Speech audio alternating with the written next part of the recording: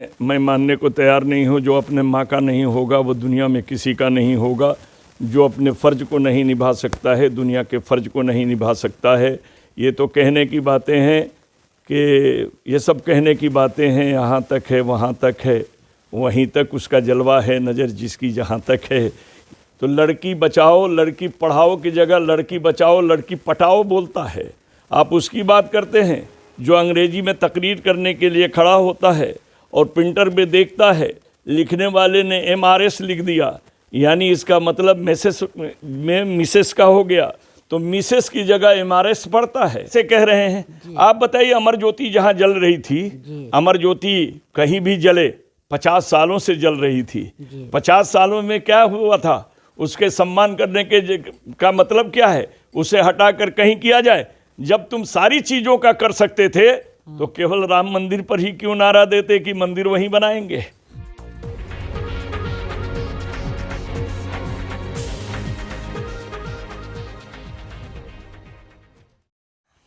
आदाब, नमस्कार। आप देख रहे हैं इंडिया फैक्ट न्यूज़ और मेरे साथ आज मौजूद है शब्बीर अहमद विद्रोही, जो कि राष्ट्रवादी कांग्रेस के राष्ट्रीय अल्पसंख्यक अध्यक्ष है। आज इनका जन्मदिन है तो इंडिया फैक्ट न्यूज़ पहुंच गया उनसे मिलने, कुछ सवालात जवाब जानने के लिए। सर, सबसे पहले आपको जन्मदिन की बहुत बहुत मुबारकबाद। शुक्रिया आपका। सर, कैसा लग रहा है आज आपको? सुबह से इतने कॉल मैसेज मिलने वाले आ गए। एक बात बताएं कि जन्मदिन के बारे में मेरा एक अलग ओपिनियन है जी। मैं चाहता हूं कि जन्म कौन देती है? माँ देती है। अगर जन्मदिन मनाना है तो माँ के कदमों में बैठकर दिन भर माँ को मनाते रहो। माँ के खुशहाली को देखो, माँ के चेहरे को देखो, माँ से पूछो, माँ की ख्वाहिशों को पूछो, तब जन्मदिन का असली मकसद है। अब लोग जान गए तो मुबारकबाद देते हैं, तो मुबारकबाद को स्वीकार करना पड़ता है, वरना मैं जन्मदिन मनाने के फेवरेबल आदमी नहीं हूँ। सर, देखा जाता है देश पे एक माँ का भक्त है जो अपनी सगी माँ को छोड़कर अब गुजरात छोड़ के दिल्ली में आके देश की सेवा कर रहे। ऐसे देशभक्त माँ भक्त को आप क्या कहना चाहेंगे? देखिए, ये बातें मैं मानने को तैयार नहीं हूँ। जो अपने माँ का नहीं होगा वो दुनिया में किसी का नहीं होगा। जो अपने फ़र्ज को नहीं निभा सकता है दुनिया के फ़र्ज को नहीं निभा सकता है। ये तो कहने की बातें हैं कि ये सब कहने की बातें हैं। यहाँ तक है वहाँ तक है, वहीं तक उसका जलवा है, नज़र जिसकी जहाँ तक है। ये सोच की बात है, कहने की बात है। जो अपने माँ बाप की खिदमत नहीं कर सकता है वो देश की खिदमत तय नहीं कर सकता है। यह मुखौटा है। और आप उस आदमी की बात कर रहे हैं जो आदमी सबसे बड़ा जाहिल है, बिला पढ़ा लिखा है। जब उसका टेली प्रिंटर बंद हो जाता है तो लड़की बचाओ लड़की पढ़ाओ की जगह लड़की बचाओ लड़की पटाओ बोलता है। आप उसकी बात करते हैं जो अंग्रेज़ी में तकरीर करने के लिए खड़ा होता है और प्रिंटर में देखता है लिखने वाले ने MRS लिख दिया, यानी इसका मतलब मैसेज में मिसेस का हो गया, तो मिसेस की जगह MRS पढ़ता है। आप उसकी बात करते हैं जो विश्व व्यापार के अंदर जाकर के बात करने गया और उसका प्रिंटर जो है बंद हो गया, हकलाने लगा, बोल नहीं सका। तो देखिए, वो रोज़ रोज़ कपड़ा जो बदलता है, इस पर हमको चाणक्य की 2 पंक्तियाँ याद आती हैं। चाणक्य ने कहा था कि मूर्ख विद्वान तब दिखाई देता है जब उसके कपड़े बड़े अच्छे होते हैं। तो उन्होंने संस्कृत में कहा था कि दूरत शोभत मूर्ख लंब साक पटावत यावत शोभत मूर्ख यद किंचित न भासत।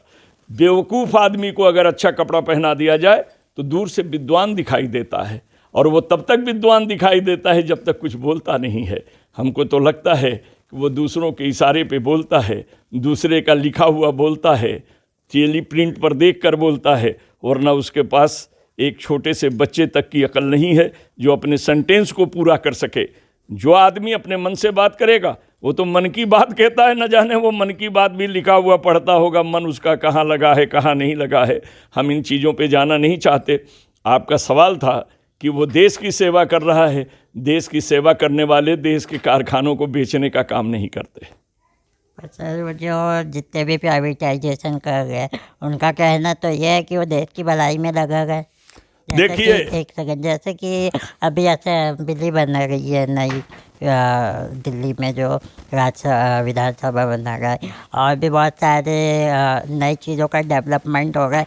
अभी जो ज्योति लिंक है दिल्ली की, राजघाट दिल्ली की, उसको भी शिफ्ट किया, अमर ज्योति को भी शिफ्ट किया गया है।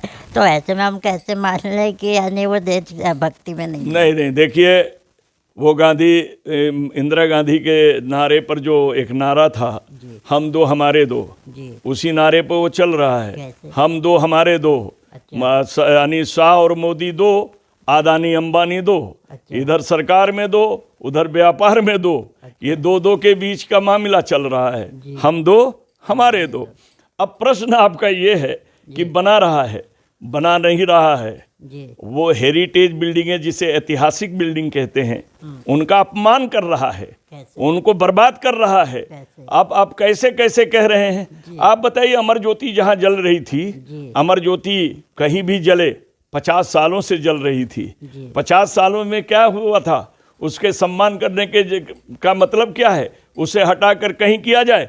जब तुम सारी चीज़ों का कर सकते थे तो केवल राम मंदिर पर ही क्यों नारा देते कि मंदिर वहीं बनाएंगे?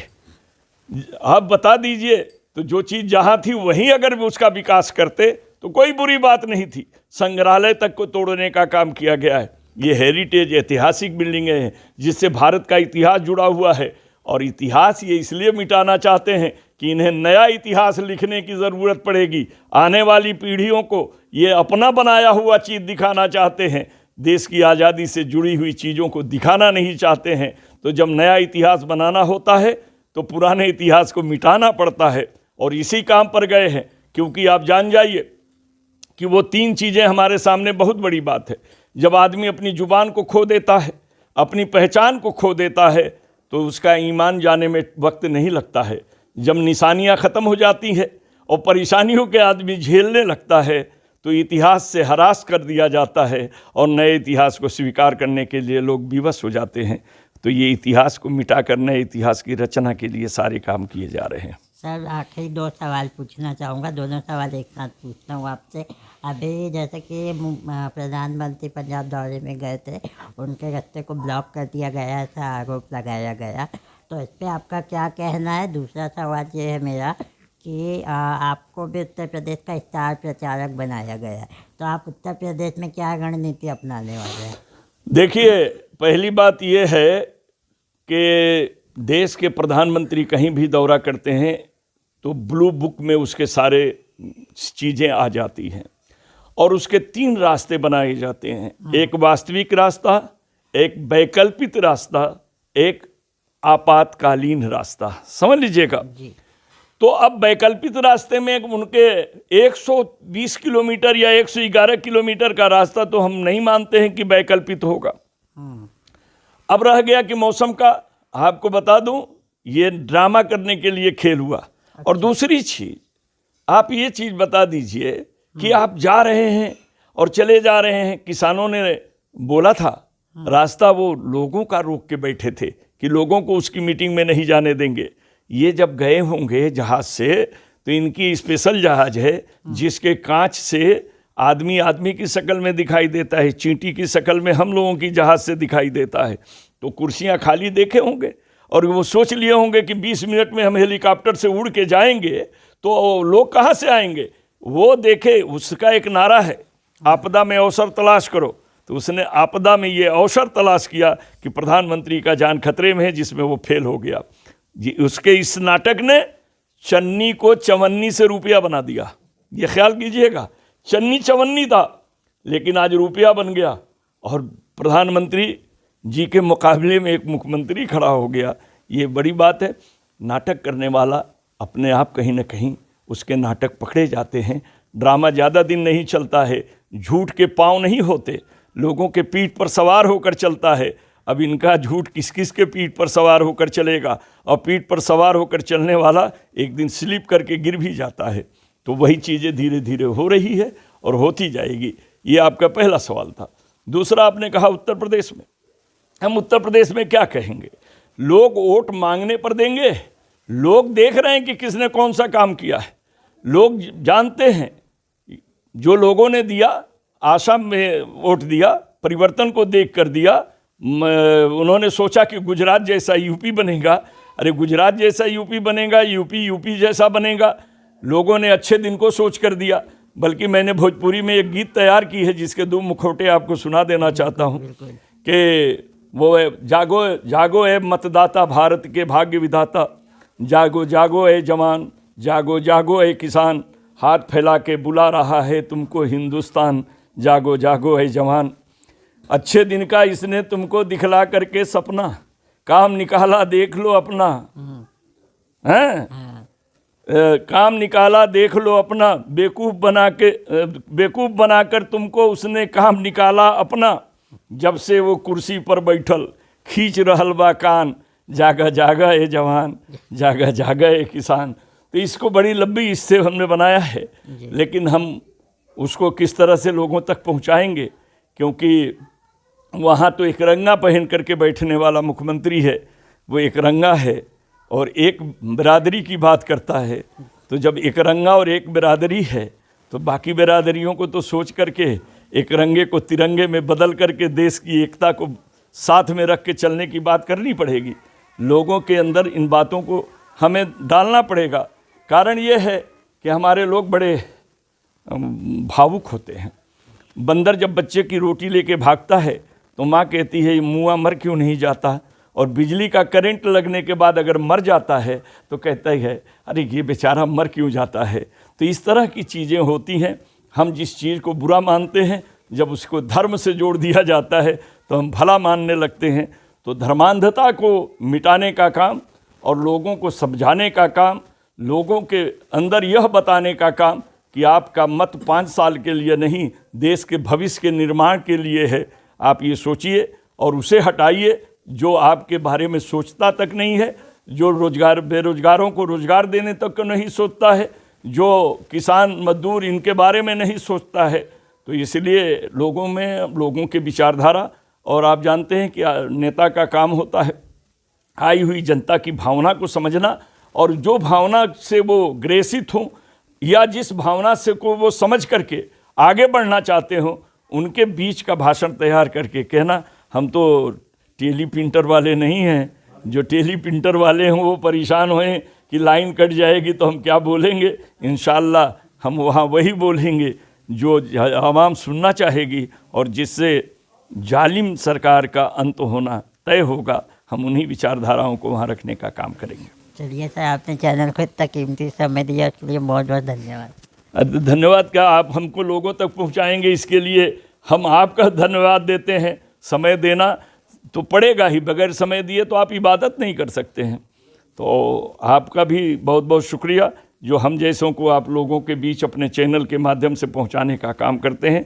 और आपको देख करके तो मुझे बहुत ये होता है, और मैं अल्लाह का शाकिर हूँ कि ऐसी चीज़ों के बावजूद आपको हिम्मत देता है। आप लोगों से सवाल करते हैं, वो तो 56 इंच का सीना लेकर के भी वहाँ डर जाता है और कहता है हम बच के चले आए, ये बड़ी बात है।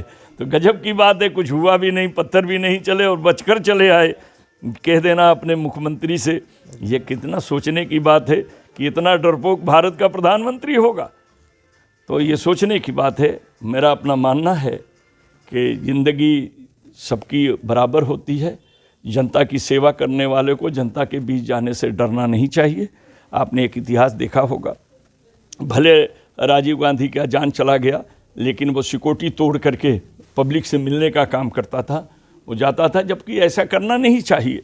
मगर आप ही अपनी मर्जी से जा रहे हैं और आप ही ये आके सुना रहे हैं। तो ये अलग है, जांच का विषय है, सुप्रीम कोर्ट जांच करा रहा है, जो उसमें सच्चाई है वो सामने आएगी। आपका भी बहुत बहुत धन्यवाद। लीजिए हमारा चैनल सब्सक्राइब करें और बेल बटन दबाना ना भूलें।